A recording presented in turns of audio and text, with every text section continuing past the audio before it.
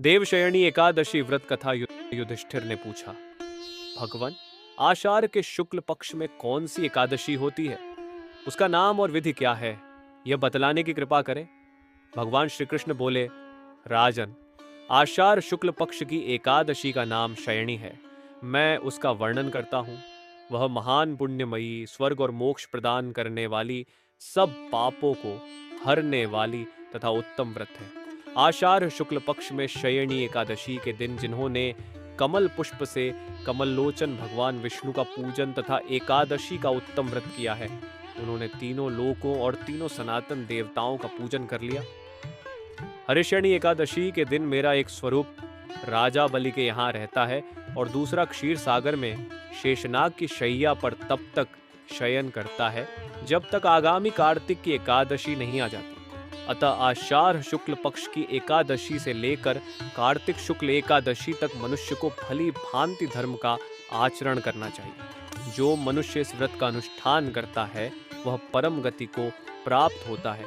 इस कारण यत्नपूर्वक इस एकादशी का व्रत करना चाहिए। एकादशी की रात में जागरण करके शंख, चक्र और गदा धारण करने वाले भगवान विष्णु की भक्तिपूर्वक पूजा करनी चाहिए। ऐसा करने वाले पुरुष के पुण्य की गणना करने में चतुर्मुख ब्रह्मा जी भी असमर्थ हैं। राजन, जो इस प्रकार भोग और मोक्ष प्रदान करने वाले सर्व पापहारी एकादशी के उत्तम व्रत का पालन करता है, वह जाति का चांडाल होने पर भी संसार में सदा मेरा प्रिय रहने वाला है।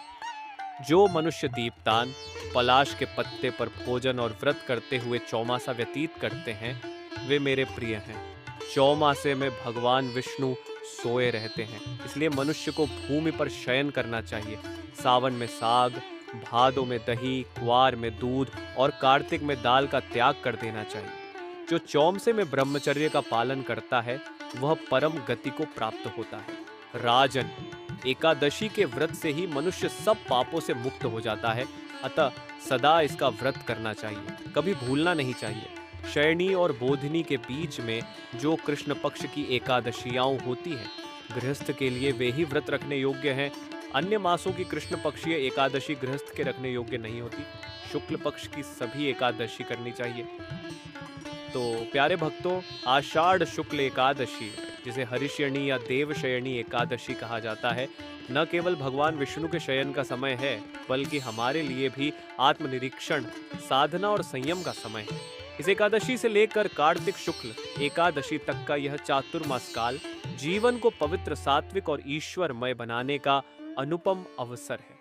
श्रीहरि की कृपा प्राप्त करने का यह उत्तम समय न जाने कब निकल जाए, इसलिए संकल्प करें कि इस शयनी एकादशी से लेकर कार्तिक बोधनी एकादशी तक व्रत, उपवास, साधना, ब्रह्मचर्य और सेवा के मार्ग पर आगे बढ़ेंगे। अगर आपको यह जानकारी उपयोगी लगी हो तो वीडियो को लाइक करें, धार्मिक सत्संग प्रिय जनों के साथ जरूर शेयर करें और चैनल को सब्सक्राइब करके बेल आइकन दबाएं, ताकि ऐसे ही सनातन धर्म के अमूल्य रत्न आप तक समय पर पहुंचते रहें।